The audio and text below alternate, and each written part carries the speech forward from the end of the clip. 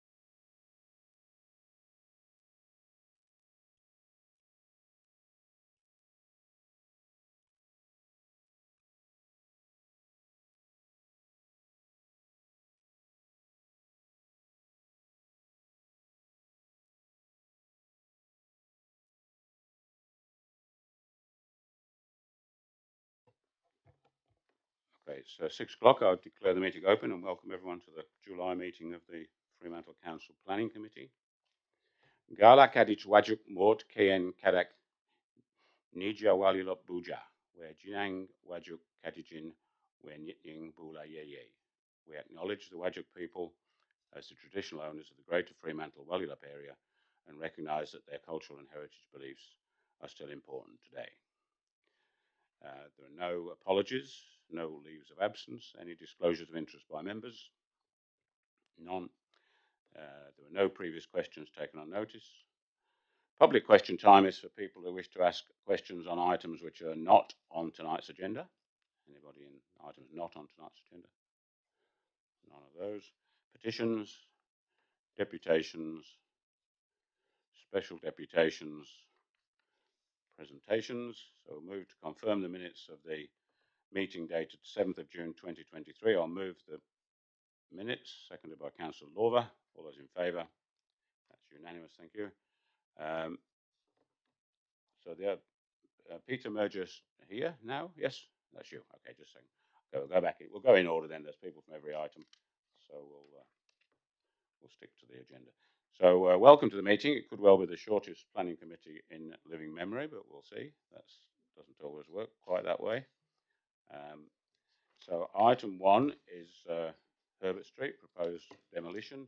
You have 3 minutes to speak, and then members of the committee can ask questions, and after that we'll go into committee and make a decision. 3 minutes starting now. You'll hear. Thank you. So good evening, Mayor and Councillors. Peter Merger from Urbanista Town Planning, and I'm speaking in relation to PC 2307, which is for the proposed demolition of the existing dwelling at 21 Herbert Street in North Fremantle. The officer report recommends that the application for demolition be refused, and we disagree with the officer assessment and ask the council to support the demolition of the building.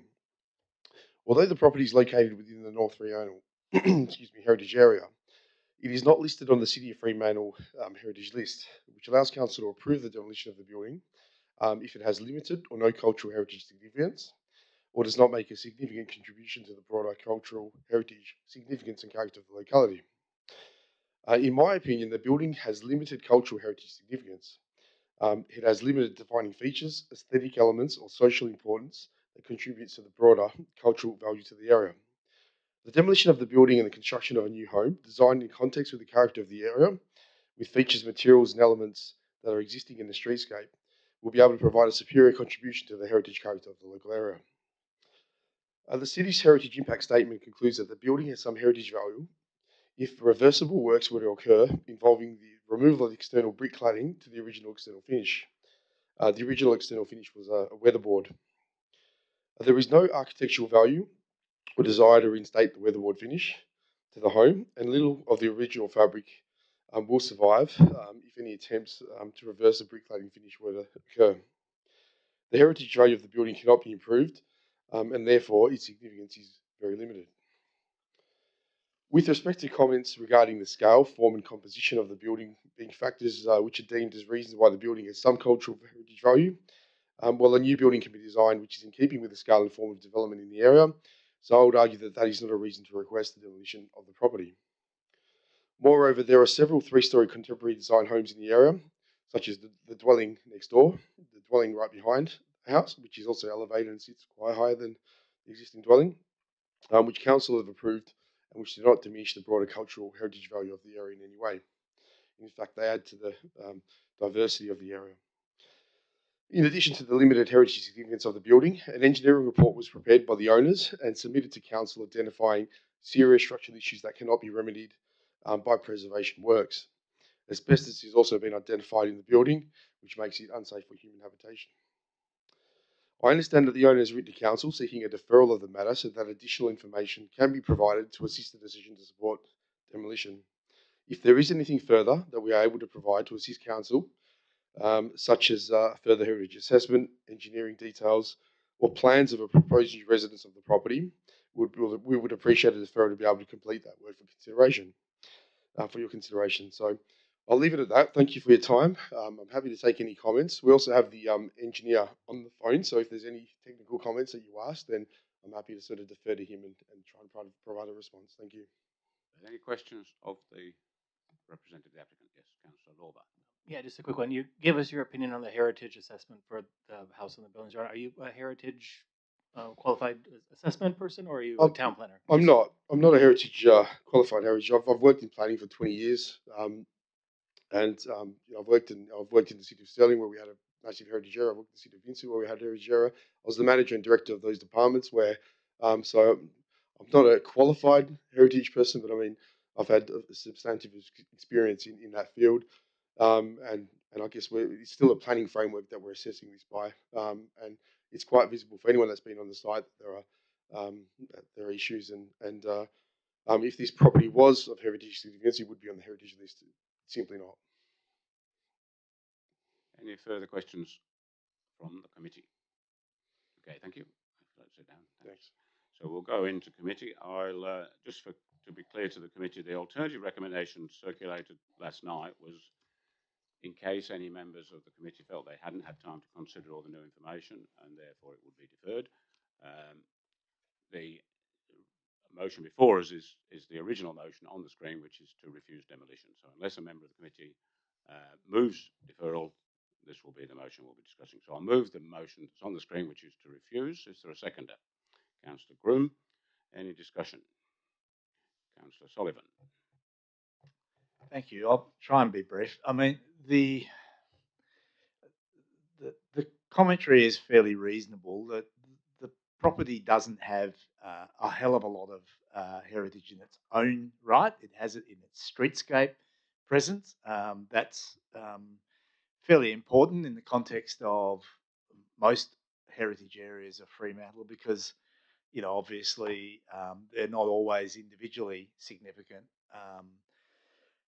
And this one certainly is in that category of not individually being significant. In terms of the extent of demolition that would be required to do a conservation job, I don't entirely disagree with aspects of the reports. The biggest structural concern does appear to be the roof structure and the impact of the effervescence on the timbers. And I would imagine that certainly all of the roof battens and maybe some of the rafters would need replacing. The frame otherwise, and the timber frame of these buildings is what's really most important ultimately because the claddings, the linings, the claddings are all things which end up with use by dates and particularly the outside claddings. So they actually have to be reclad, you know, every 100 years or thereabouts or less. And there's properties in that sort of age bracket where it's, you know, it needs that doing to it. But they're not necessarily reasons for demolition, and that's the issue.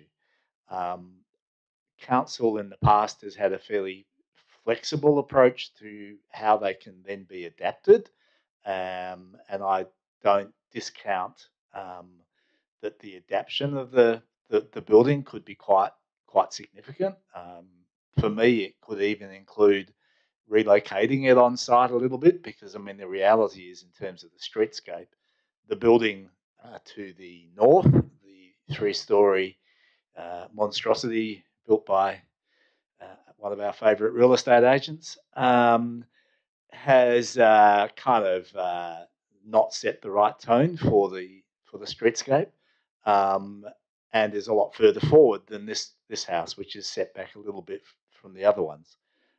So for me, there are options for dealing with a timber cottage, but that doesn't necessarily support demolition. So, and I would just say too, it is frustrating, you know, for someone like me that used to see a planning regime where the state government would basically allow us not to approve demolition until such time as we had a replacement dwelling that would also contribute positively to the streetscape and would become, if it was approved, would become the, if you like, almost policy benchmark for what a building should be like on that piece of land if it was a replacement building. So even if that wasn't the one that was built, it became the kind of built form envelope determinator for that piece of land.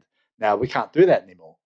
And so that's why streetscape importance is more important now, because we know that we could see progressive erosion of the streetscape every time one of these types of dwellings was lost.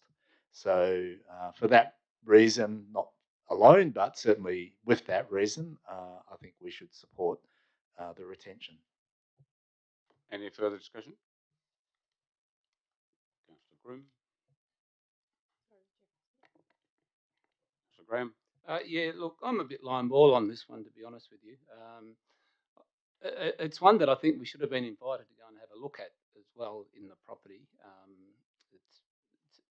When it's a bit line ball, if you can get a better perspective from the backyard than perhaps where you are on the street of Herbert Street.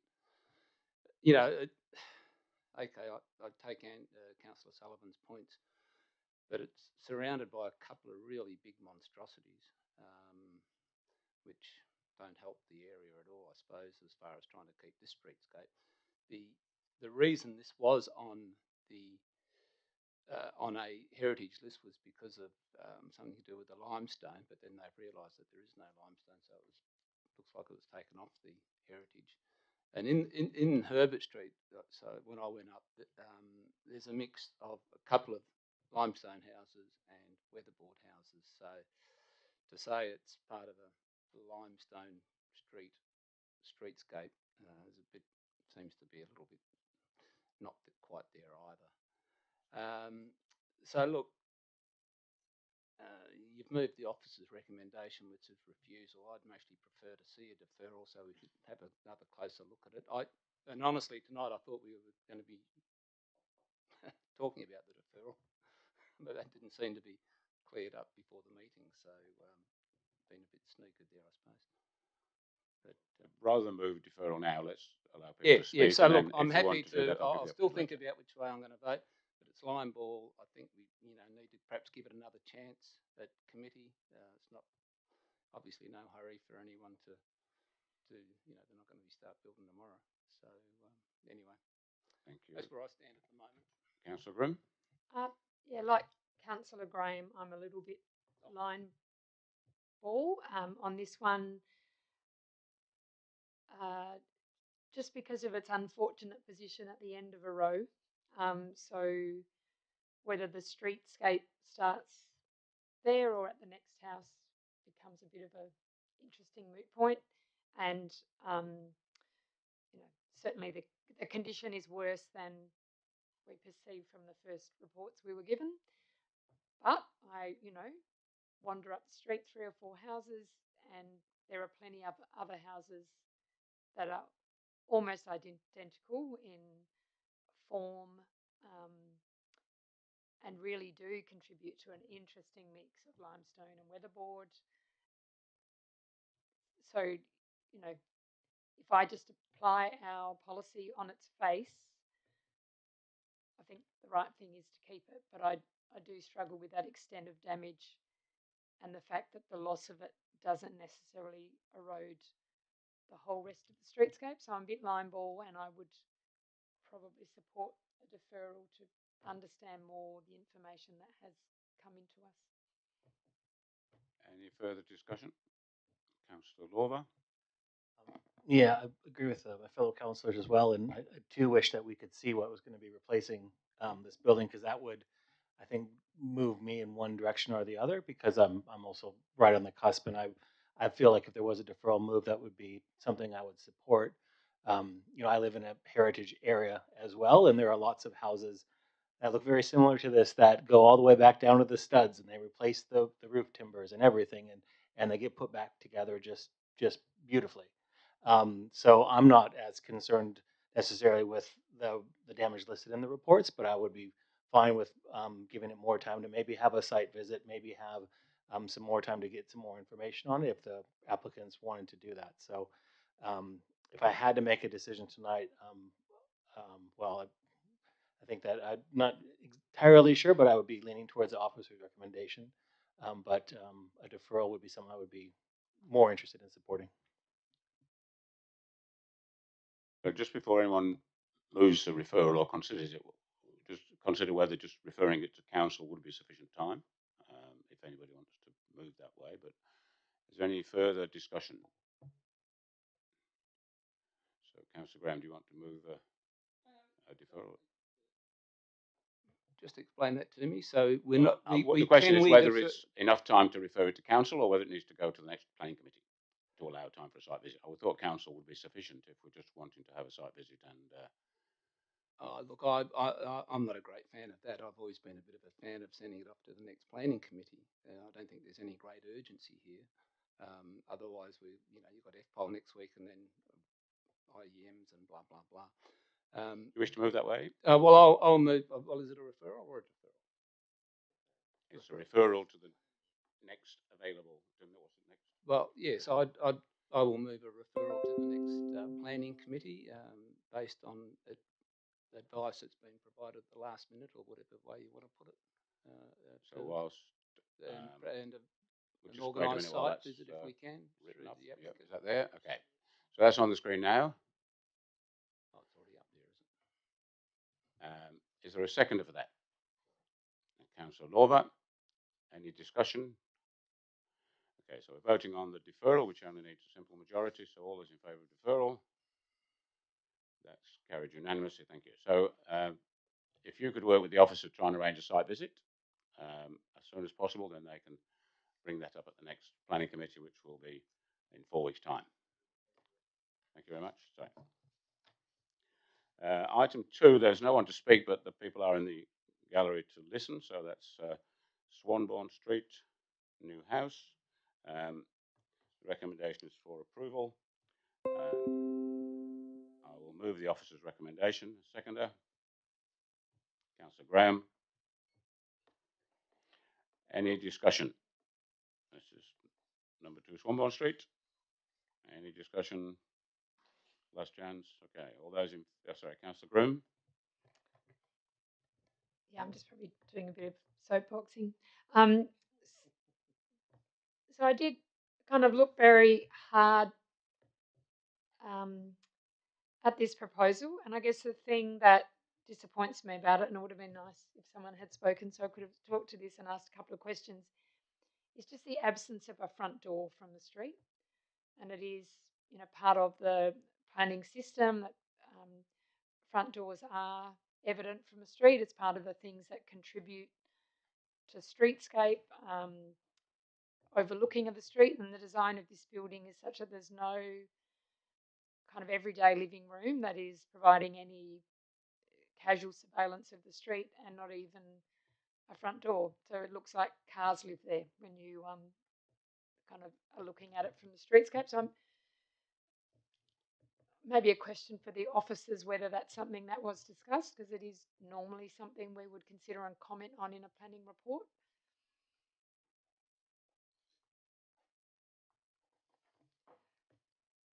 Yeah, it is something that in hindsight probably should have been explained in terms of a design principle assessment in the report. I acknowledge that. The lot being so narrow and the width of the garage does make it difficult. So I think what the applicants tried to do is provide a setback in some form. But there is a clear, albeit narrow, pathway through the entry.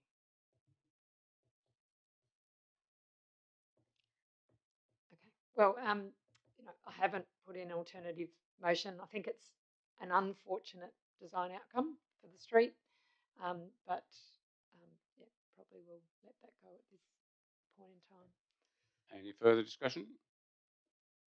Okay, so we'll move the recommendation, which is for approval. All those in favour? And against? Councillor Sullivan against. That's carried. And that's a decision tonight, so that doesn't need to go to council. Item 3, number 20 Alfred Road. I'll ask the neighbour to speak first, because if the questions you've got can be answered by the architect, that might help. So Constantine Galibin, if you'd like to speak now. 3 minutes, thank you. And you're the side neighbour, at the side, at the back half of the lot. Yeah.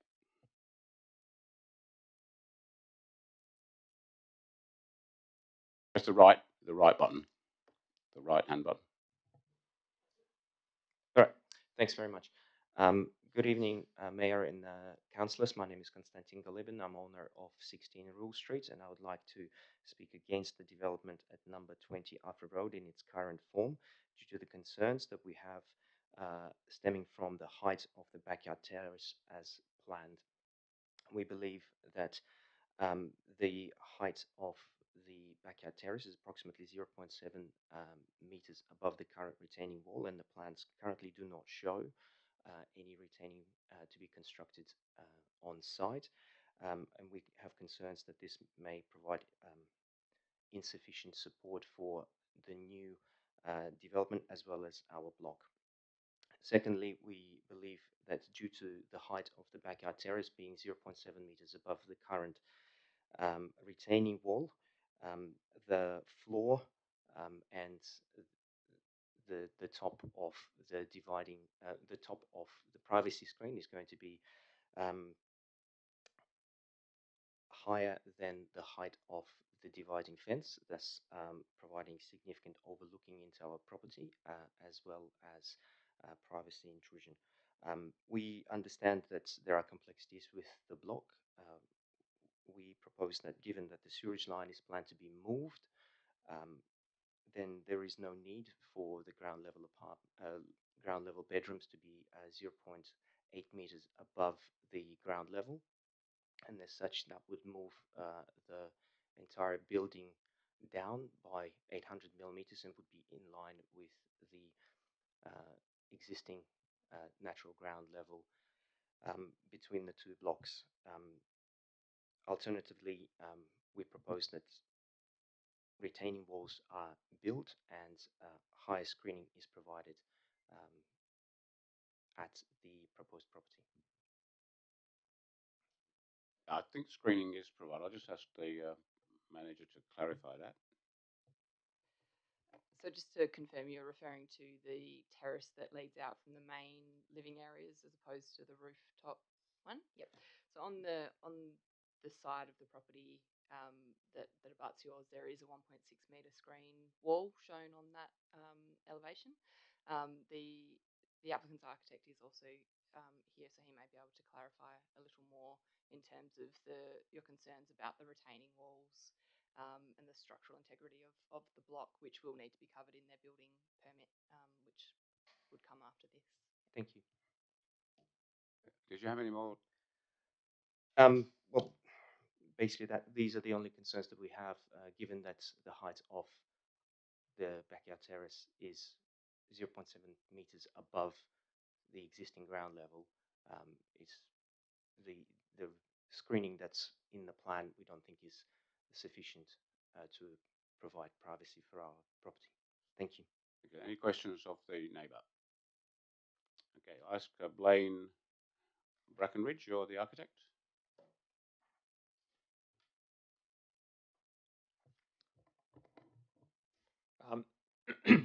Thank you, Mayor and Councillors. My name is Blaine Breckenridge, I'm the architect, and I'm speaking in support of the officer's recommendation. This site has a natural 4.5 metre height variation from the rear of the site to the street front. For those who have visited the site, what you notice is that the first 15 metres excuse me, from the front boundary has already been excavated down to street level for a previous scheme. This has left a 3 metre high escarpment that exposes the natural limestone of the site. This I thought was quite beautiful and decided to incorporate the exposed face into the design rather than build over and backfill as in the previous scheme. This generated a compact building footprint tightly contained between the street and the limestone escarpment, creating a lower carbon footprint than a previous scheme that had been spread across the site. This also gives the potential for massive deep soil areas for trees and planting to over 60% of the site. The house also provides open space of 78%, or only 50% is required.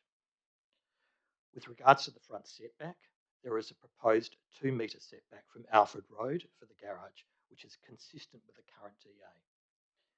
This responds to the neighbouring property at 18 Rule Street that has a garage and a terrace setback of only roughly half a metre. Habitable spaces are set back 6 metres from the front boundary, which is greater than the current DA and compliant with R25 zoning. The neighbour at 18 Rule Street has a street setback of just 4 metres.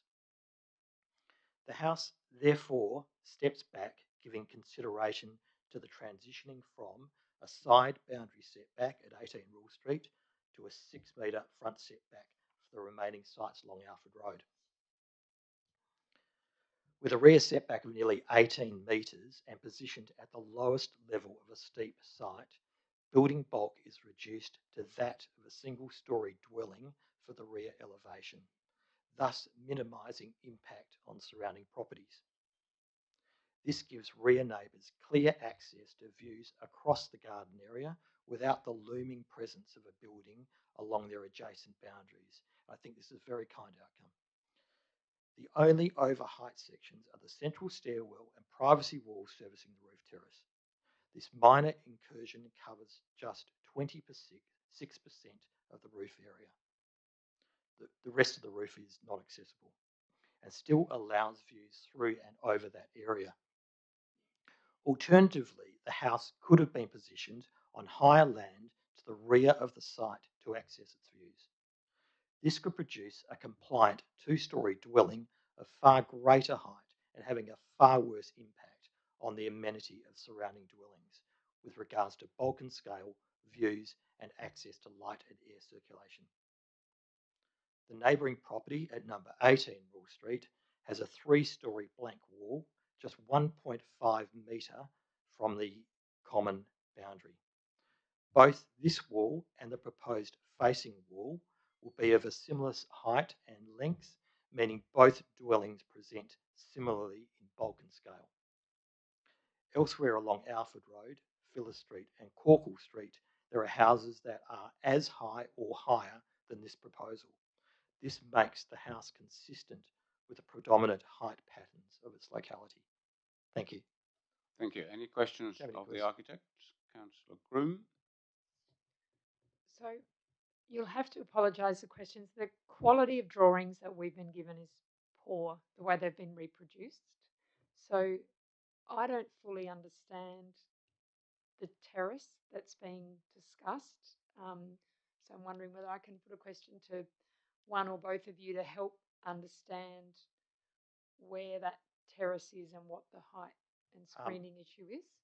There's a couple of terraces. There's a terrace at the front, which Yep, is can see on the that garage. one. Yep. There's also one at the back, which is sort of like ground level of the rear of the site, and there's another one on the roof.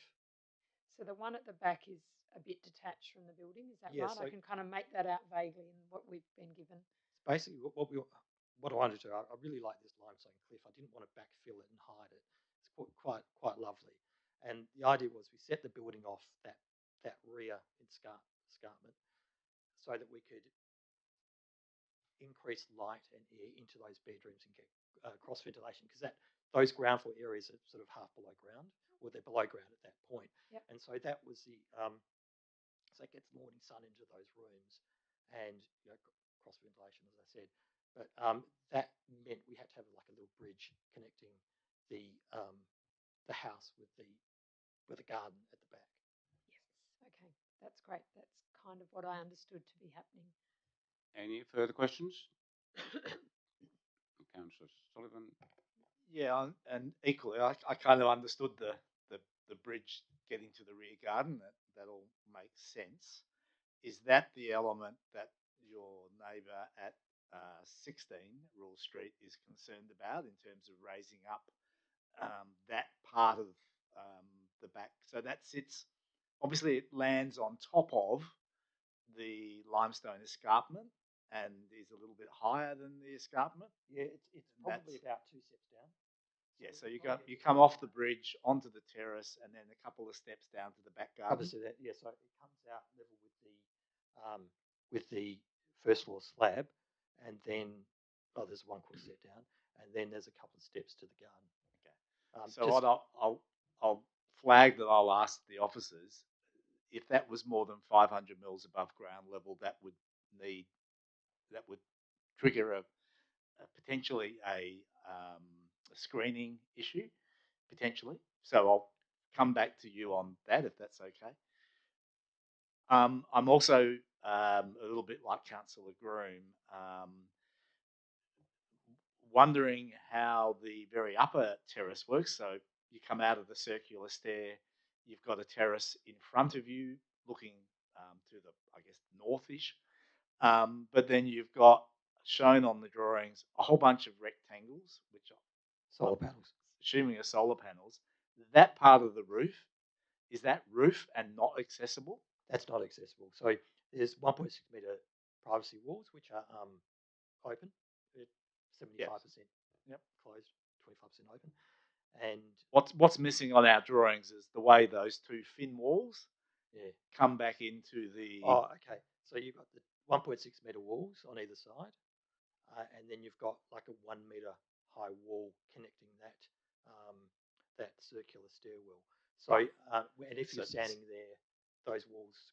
So the screens are limited to the heading towards the street. Okay, now I understand it. Yeah, and so that your overlooking arrows are measured from the ends of those 2 screens. Yeah. Okay. Yep. Exactly. Right. So you can look back over your garden, but it's compliant in terms that's right. of. You can't see left or right. Okay. Thank you. Yeah. Can't overlook left or right. Any further questions? Okay. Well, thank you. Sorry. We'll move into committee. I'll Thank you. I'll press the button. move the officer's recommendation, which is for approval. Is there a seconder? Councillor Groom. We'll start. There are questions to the officers. Let's do those first, if there are any. Yes, so it's just that question about the terrace that is the bridge from the living room level to the existing back garden, and whether or not it is requiring screening to, I guess, the west. Yeah, so the terrace, if it is over 500 mil, screening is required, and there's a 1.6 metre screen indicated on the plans that covers the extent of that. So from our perspective, it's deemed to comply. The screen runs along the actual terrace and bridge. Yeah. Further questions of the officers? Okay. Any discussion of the application? Councillor Groom. Yeah, I just want to say that I like it. We don't often say when we think it's a good and interesting design, and the consideration of the landform, that preservation of views through the backyard, that we don't see very often. People try and take up every bit and grab the views for themselves, and it's a large house, but it's a pretty compact and efficient, interesting design. So I think it's going to sit well in the streetscape, and pleased to support it. Any further discussion?